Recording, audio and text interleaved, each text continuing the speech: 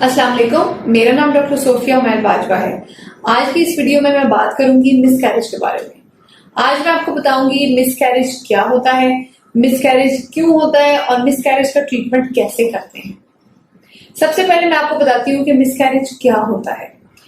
Pregnancy में हमल के पहले 3 माह में उसके जाया हो जाने को मिसकैरेज बोलते हैं। अमूमन खवातीन जिनको मिसकैरेज होता है वो बहुत डिप्रेस होती हैं और वो क्लिनिक में यूजुअली मेरे से एक ही क्वेश्चन करती हैं कि मेरे साथ ऐसा क्यों हुआ। मैं उनको ये बताती हूँ कि मिसकैरेज का एक इंसिडेंस रेट है।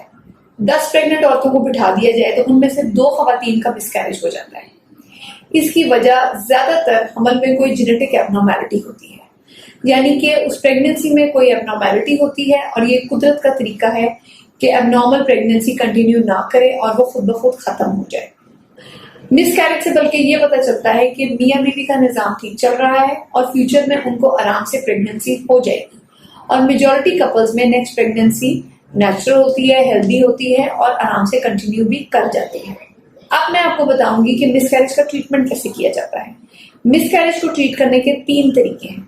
सबसे पहला एक तरीका है कंजर्वेटिव मैनेजमेंट, दूसरा तरीका है मेडिकल मैनेजमेंट और तीसरा तरीका है सर्जिकल मैनेजमेंट। सबसे पहले हम बात करेंगे कंजर्वेटिव ट्रीटमेंट ऑप्शन के बारे में। कंजर्वेटिव ट्रीटमेंट का मतलब है बगैर मेडिसिन और सर्जरी के मिसकैरेज को खत्म किया जाए, यानी कि प्रेगनेंसी को खत्म किया जाए।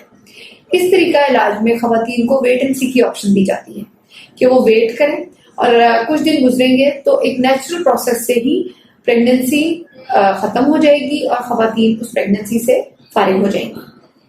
दूसरी ट्रीटमेंट ऑप्शन है मेडिकल ट्रीटमेंट। इसका मतलब है दवाइयों के जरिए प्रेगनेंसी को खत्म करना। अगर आप अपनी गायनेकोलॉजिस्ट को दिखाएंगे तो वो आपको मेडिकल ट्रीटमेंट की ऑप्शन देंगे। इसमें आप मेडिसिन ले सकते हैं। इन मेडिसिन के जरिए मिसकैरेज को खत्म किया जा सकता है। इस तरीका इलाज का नुकसान ये है कि मरीज को ब्लीडिंग और पेन होती है जो बर्दाश्त करनी पड़ती है। मेजॉरिटी खवातीन सिंपल पेन किलर्स या हीट पैक के जरिए उस पेन को बर्दाश्त कर लेती हैं। इसका नुकसान ये है कि अगर प्रेगनेंसी पूरी तरह खत्म ना हो और यूट्रस में कुछ प्रोडक्ट्स रह जाएं, यानी कि बच्चेदानी में प्रेगनेंसी के कुछ पीसेस रह जाएं, तो उनको साफ करने के लिए डीएनसी करवानी पड़ सकती है।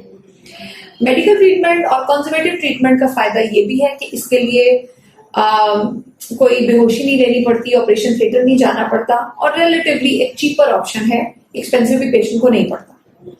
तीसरा ट्रीटमेंट ऑप्शन है सर्जिकल ट्रीटमेंट ऑप्शन, यानी कि डीएनसी।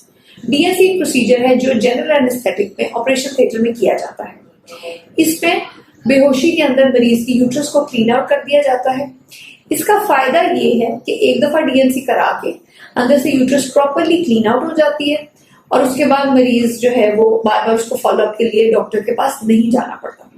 इसका नुकसान ये है कि एक एनेस्थीसिया लेना पड़ता है, ऑपरेशन थिएटर जाना पड़ता है, जिससे बहुत सारी खवातीन घबराती हैं और ऑफ कोर्स जब एक प्रोसीजर करवाना पड़ता है तो वो एक्सपेंसिव भी होता है। उसमें हॉस्पिटल चार्जेस, डॉक्टर के चार्जेस और एनेस्थीसिया के डॉक्टर के चार्जेस भी पे करने पड़ते हैं। तो ये 3 तरीके हैं मिसकैरेज को खत्म करने के। आपकी गायनेकोलॉजिस्ट को चाहिए कि आपको ये तीनों ऑप्शंस दें और उनके फवायद और नुकसान के बारे में बताएं। फिर आप वो ट्रीटमेंट ऑप्शन चुनें जो आपके हिसाब से सबसे ज्यादा सूटेबल है। अगर आपको मेरी ये वीडियो पसंद आई है तो इसको लाइक करें और इसके बारे में कमेंट करें। अगर आप चाहते हैं कि मैं किसी स्पेसिफिक टॉपिक पे वीडियो बनाऊं तो वो भी आप कमेंट्स में लिख सकते हैं। Thank you.